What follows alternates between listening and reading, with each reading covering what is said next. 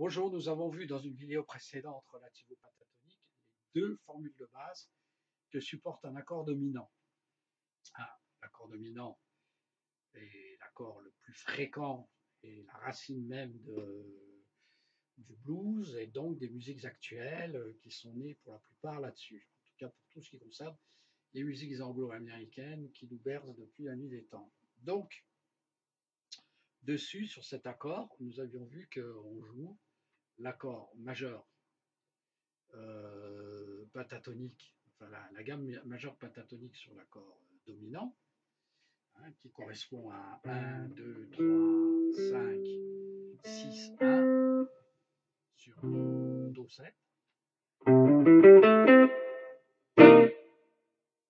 Et que l'on peut traduire aussi par son relatif mineur qui est La mineur pentat. Do majeur pentat égale La mineur pentat. Tout le monde connaît cette formule. Voilà, etc. Pardon.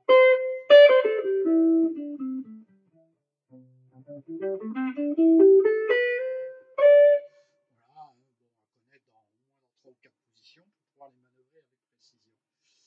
Sachant que voilà, on avait vu que le mineur pentat correspond à l'arpège mineur de La, agrémenté de sa carte. 1, bémol 3, 4, 5, septième de dominante. Voilà.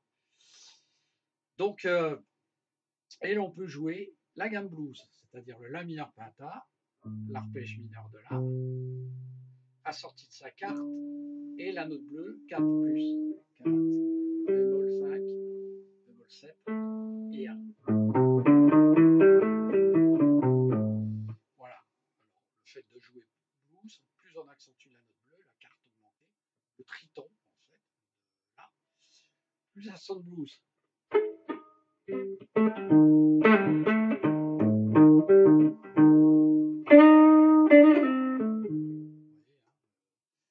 Voilà, ça s'entend tout de suite sans même le faire tourner sur un backing track. Alors maintenant, nous allons voir que derrière ces deux accords, ces deux formules, ces deux gammes pentatoniques, pardon, sur l'accord de Do 7, nous pouvons jouer toutes les autres pentatoniques existantes, sur les 10 autres demi-tons existants, par ordre d'acceptation, évidemment. La première qui vient derrière, donc qui serait la troisième gamme pentatonique, c'est tout simplement de partir sur la sensible, la septième de dominante. Donc au lieu de jouer sur Do majeur pentat, on joue sur Si bémol pentat. Toutes nos positions sont décalées d'une case. Et ça correspond à Sol mineur pentat. Voilà. Alors, cette gamme-là, cette possibilité-là est très intéressante. Voilà. On va voir qu'elle se joue énormément sur le blues, au même titre que la suivante qui est montée sur la carte, c'est-à-dire sur Fa pentat. Donc Si bémol et Fa, de tons très relatifs. Et donc Ré mineur pentat. Si bémol pentat, Fa pentat, ou Sol mineur pentat, Ré mineur pentat. On va voir que ça sonne vraiment très très jazz rock, tout simplement parce que dans ces deux formules, il n'y a plus de tierce par rapport à Do, mais le Fa est omniprésent. Voilà. Et nous avons des extensions naturelles sur ces accords, ce qui ne sonne pas trop out. Donc c'est des accords suspendus avec des extensions naturelles sur le plan de Do 7 mixolydien. Voilà. Donc en fait, le jazz rock a fait le lien entre le rock et le jazz grâce à ces formules-là. Voilà, je vous propose d'écouter King Crimson, voilà, les premiers Mahavishnu, voilà, tous ces groupes de jazz rock qui ont fait le lien entre les deux. Voilà, je vous mets un backing track pour l'exemple.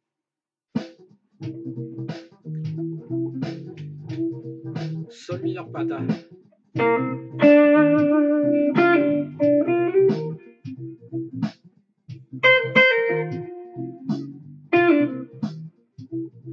Blues.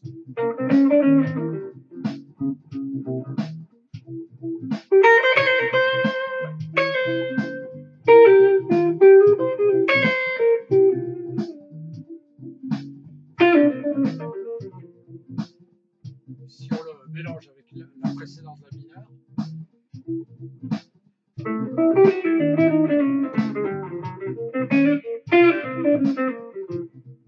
Il suffit de décaler le doigté de 2 cases.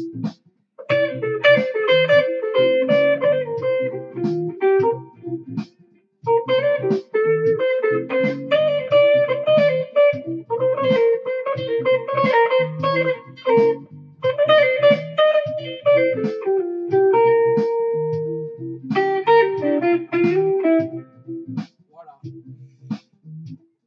Ouais, c'est très acceptable. Hein. La deuxième, Ré mineur penta, que je vais mélanger avec la Do mineur penta. Et là, on va voir que le rentre de plein fouet dans le jazz rock quand on les mélange toutes les deux. Je commencerai par celle qu'on ne vient pas entendre, Ré mineur penta ou Fa majeur, avec Sol mineur penta ou Si bémol majeur. Ré mineur penta.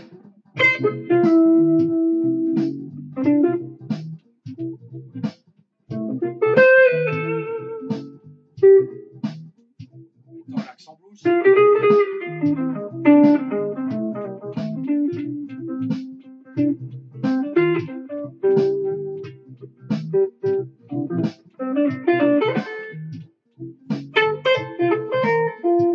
On va mélanger avec Sol mineur penta et on va voir que là ça devient très intéressant.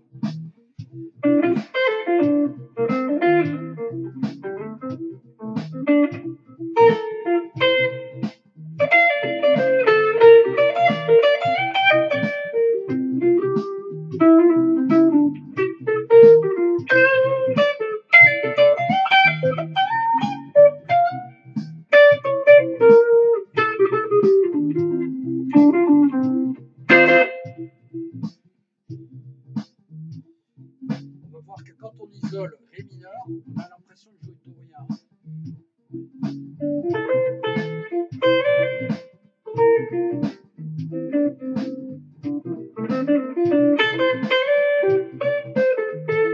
Vous voyez? Voilà, alors énormément utilisé par les jazzmen, hein, les jazzmen influencés par Coltrane notamment, sur les blues en septième dominante, pour lui donner un caractère mineur et un petit peu plus aérien à côté dorien. Voilà, succède à ces 4 formules, donc je récapitule sur la fondamentale, la deuxième sur la tierce mineure, la troisième sur la septième dominante, la quatrième sur la quarte. En fait, on va jouer sur maintenant la quinte bémol et la six bémol. Pourquoi? Parce qu'en fait, quand on joue sur la quinte bémol de cet accord, par rapport à la mineur penta, on se retrouve en mi bémol mineur penta. En fait, ça correspond à un arpège mineur avec une carte tritonique par rapport à l'arpège de base. Donc on se retrouve dans le triton. Hein. Donc c'est vraiment ce qui est très intéressant. Et le suivant, on retrouve quasiment la même chose. On va retrouver des accords de septième, toujours de dominant, donc il n'y a pas de problème, et dans lesquels on trouve les extensions altérées que l'on trouve habituellement dans le jazz, c'est-à-dire 9 bémol, 9 plus, quinte plus, 11 dièse ou 13 bémol. Là, pour l'occlusion, le 13 bémol n'est pas joué. Pour Fa mineur, c'est exactement la même chose, sauf que ne sont pas joués la 9 bémol et la 11 dièse. On a juste la quinte plus et la 9 dièse. Donc on est à peu près dans les mêmes contextes. Bon, c'est très intéressant parce que là, on est vraiment dans un esprit bop, quoi. Alors le backing track sera peut-être pas très bien adapté, mais on va les jouer et vous allez voir comment ça sonne. Et ça sonne très bien si on les enchaîne, parce qu'il y a un côté coltranien, comme si on enchaînait mi bémol mineur avec fa bémol avec fa mineur, ce qui est très fréquent, vous savez, dans les phrases coltraniennes, hein, où on joue mi mineur, fa mineur, mi mineur, fa mineur, mi mineur, fa dièse mineur, ou des choses comme ça. Quoi. Voilà, donc là on est en mi bémol mineur, fa mineur, espacement d'un ton de 2 accords mineurs qui donne dorien, phrygien, dorien, phrygien. Quoi. Cette espèce d'ambiance, quoi. Voilà. Et ben on va faire ça. Voilà.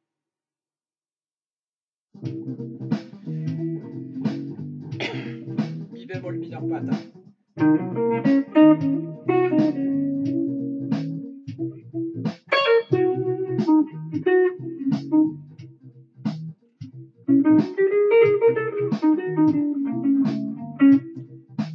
Isolé, on voit que c'est pas terrible. Fa mineur pentat, c'est pareil, c'est pas terrible. Par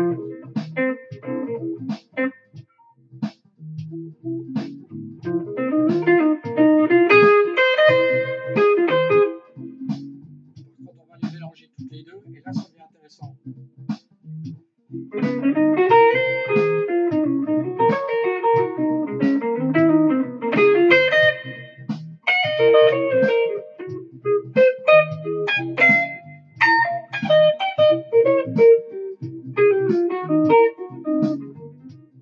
Voilà. Je vais les mélanger avec les deux pentas de base pour voir l'esprit que ça crée. La mineur, Do, Sol,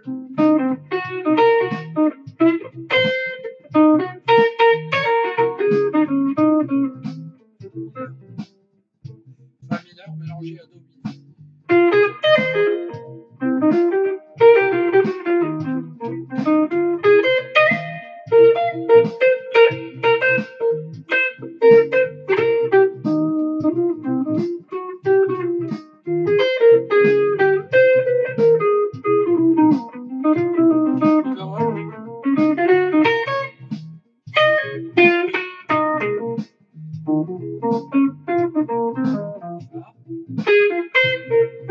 La mineur.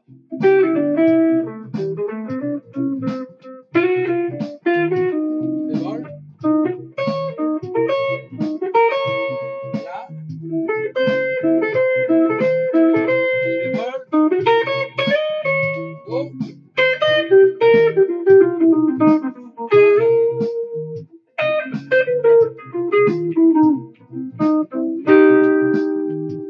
J'ai rétabli sur un Do. Vous voyez l'intérêt? Voilà. Donc là, on est arrivé à 1, 2, 3, 4, 5, 6 formules de base. Il en reste 6. Là, on va voir que c'est très difficile. Parce que les deux suivantes sont montées sur la seconde et sur la quinte. En fait, donc on va se retrouver à si mineur pentat et à mi mineur pentat. Alors elles sont difficiles. Sur un accord de septième dominante, c'est pas évident parce que sur ces deux suivantes, la septième majeure a explosé, quoi. Voilà. La septième de dominante est devenue une septième majeure. Ça vient un petit peu frotter. Voilà. Mais par contre, l'avantage, c'est que quand on joue dans un concept mineur, si on joue en la mineur, en fait, ça correspond tout simplement, très logiquement, à si mineur, c'est-à-dire qu'on monte d'un ton, puisqu'on est sur la seconde, et sur la quinte, sur un mi mineur.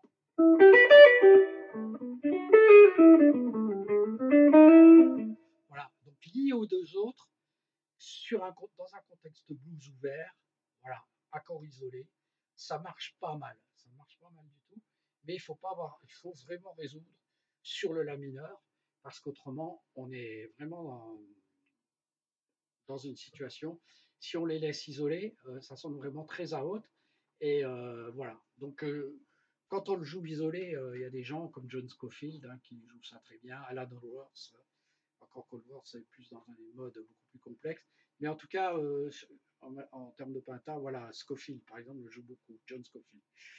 Et autrement, si vous le résolvez, ben là vous avez Scott Anderson, vous avez des gens qui ont revisité le blues et qui le font sonner de cette manière-là. Voilà.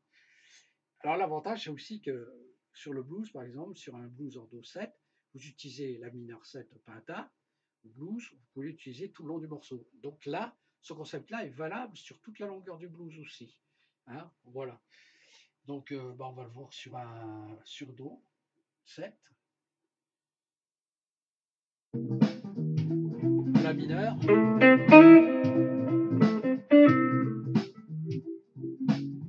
Si. Mi.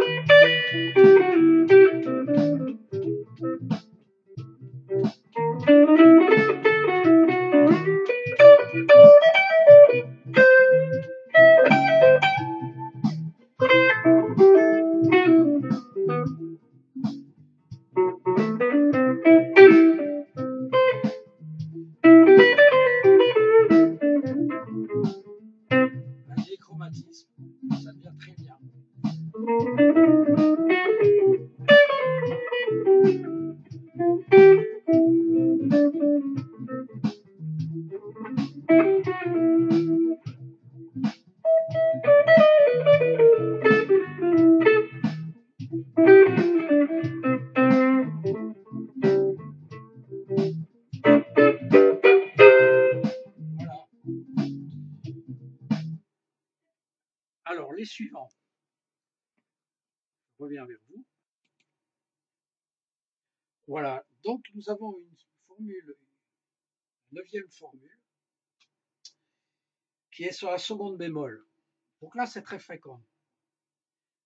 Elle est utilisée de manière accidentelle sur le sur l'accord isolé blues, fusion, jazz, etc. Tout simplement, il y a une montée chromatique, la gamme est montée à demi-temps plus haut. Voilà. Mais nous allons voir qu'elle est aussi utilisée dans le cas tritonique, parce qu'en fait, on avait vu que la cinquième formule et la sixième formule proposée, sur mi bémol mineur penta, ou sol bémol majeur penta, et la deuxième, c'est-à-dire la sixième formule, sur fa mineur pentatonique, donc mi bémol mineur, fa mineur, correspondait à deux plans tritoniques. Voilà. Et celle-là correspond à si bémol mineur penta. Donc on voit bien que on a la formule si bémol mineur, mi bémol, fa mineur, on a un cycle de quinte sur trois accords, trois gammes penta mineures, au même titre que ce qu'on l'a vu sur la mineur, ré mineur, n'est-ce pas, et mi mineur, mais un ton plus haut. Voilà. Et ce cycle-là sonne très très bien dans un contexte tritonique, hein, voilà, tel qu'on l'a vu dans les plans de jazz. Donc je vais vous faire de manière isolée ou alors tout simplement par diversion, c'est-à-dire juste le si bémol mineur qui vient se résoudre sur le la mineur, monde d'un demi-ton tout simplement, ce qui est très fréquent. Et puis après, le contexte tritonique. Pour la mineur,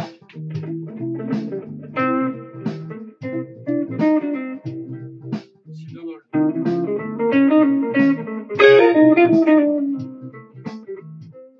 Résolution.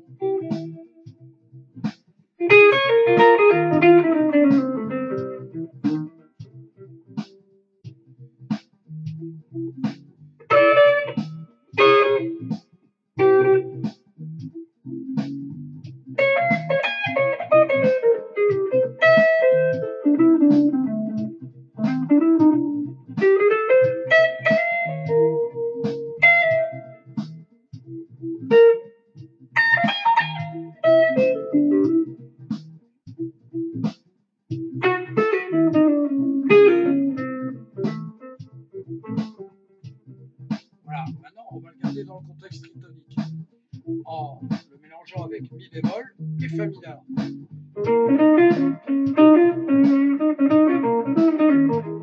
Avec le mi bémol.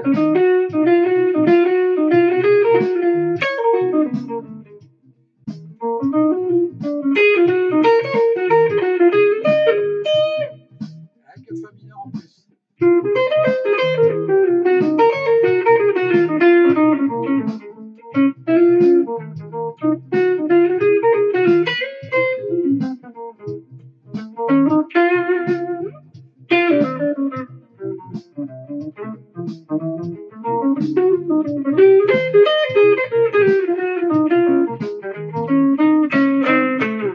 Voilà. Avec, là, on est très très out. Je terminerai avec les trois derniers, alors qu'ils sont peu joués, très très peu joués. Hein, puisque, encore une fois, nous allons nous retrouver avec trois formules où la septième majeure est jouée, non pas la septième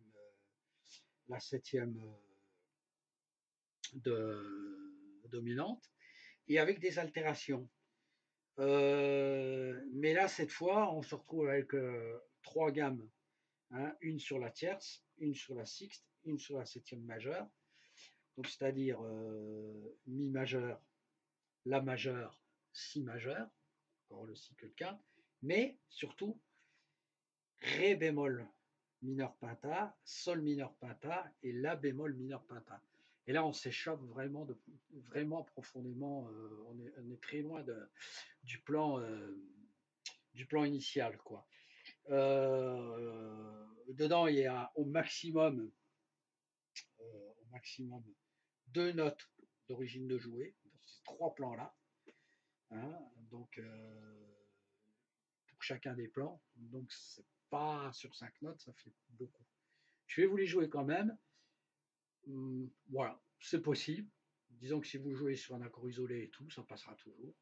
Mais bon, voilà. Donc on aura Ré bémol mineur pata, Sol bémol mineur pata et La bémol mineur pata. Les trois dernières formules.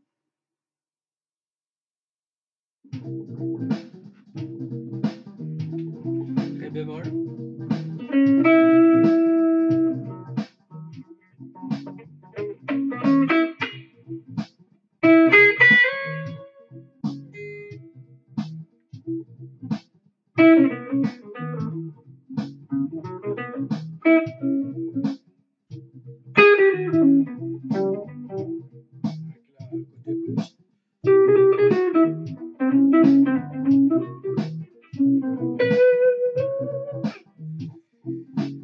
Voilà.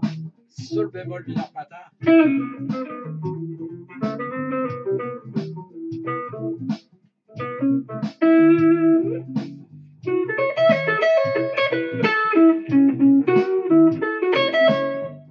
Voilà, là, si vraiment vous voulez faire sonner une étrangeté quelconque, c'est idéal.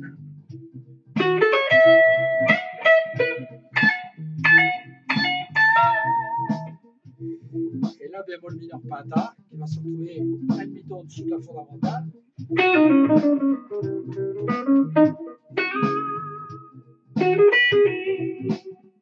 Voilà. Si on les mélange toutes les trois, on va retrouver quelque chose de déjà plus intéressant, du out et un peu plus cohérent.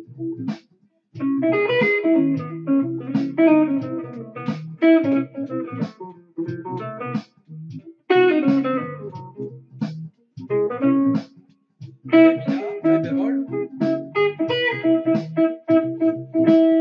Sol bémol, La bémol.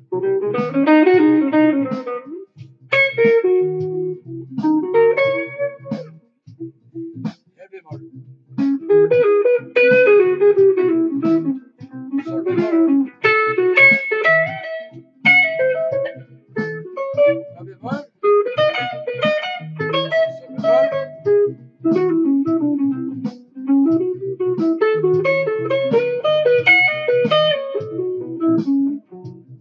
Voilà. Alors on pourrait conclure tout simplement que l'avantage des pentas, c'est que comme on a vraiment, ce que je disais au début, on n'a pas d'adjonction de demi-ton à l'intérieur du mode, de chacun de ces 12 modes, on a moins de on sent moins la tension harmonique. Voilà. Ce qui fait qu'on peut jouer très très à haute sans forcément jouer dissonant et inacceptable. Voilà, c'est le principe. Bon, ce qu'il faut retenir globalement, c'est que celles qui sont montées, donc pour conclure, conclusion la plus importante, celles qui sont montées qui sont les plus consonantes sont forcément celles montées majeure mineure sur la fondamentale et sur la tierce bémol. Hein, donc la mineure, do mineur ou pour relative do majeur et mi bémol majeur. Hein. Après, celles qui sonnent les plus suspendues, plus jazz rock, c'est celle montée sur la septième de dominante, si bémol, et sur la carte. Hein, voilà. Et puis après, nous avons trois modes qui sonnent tritoniques ou semi-tritoniques. C'est sur la quinte bémol, la six bémol et la seconde bémol. Voilà, ça sonne assez bop, vous verrez. Et puis après, les autres, hein, donc il en reste 5 qui sonnent bien, comme étant assez isolés, qui sont assez fusion, hein, et qui laissent supposer des modes altérés permanents, quoi. C'est sur la seconde, la tierce, la quinte, la sixte et la septième majeure. En gros, c'est très facile par rapport à la gamme de Do. C'est tout ce qui ne constitue pas le. Ben non, je dis une bêtise. Non, c'est seconde, tierce, quinte, sixte et septième. Voilà. C'est pas sur la fondamentale, ni sur la carte, tout simplement. Voilà. Donc, vous prenez chacun des degrés de la gamme de Do, mais pas la fondamentale et la carte. Et là, vous montez vos gammes mineures ou majeures pentas. Et vous allez vous retrouver dans un mode hyper out. Voilà. Et la petite recette finale, qui est très simple, c'est que lorsque ça sonne pas très très bien, on ruse, on joue du chromatisme et on revient vers vers le mode fondamental, c'est-à-dire vers La mineur patin ou Do mineur patin, les deux premiers. Hein, vous êtes perdu, vous êtes là. Traumatisme. Et vous vous récupérez. Voilà. Et ça passera plus pour une ruse que pour une erreur. Malheureusement, ce qui sonne dans la musique, et ça c'est le plus important, c'est que tout ce que l'on a pré-entendu et qui est joué, parce que cela a une valeur, une connotation, comment dire, instinctive, musicale, que l'on ne retrouve pas dans une erreur ou dans un jeu d'interprétation directe, non conçu par l'interprète lui-même. Voilà. Bref, c'est une petite jolie conclusion. Bonne fin de journée à tous et bon courage. Merci.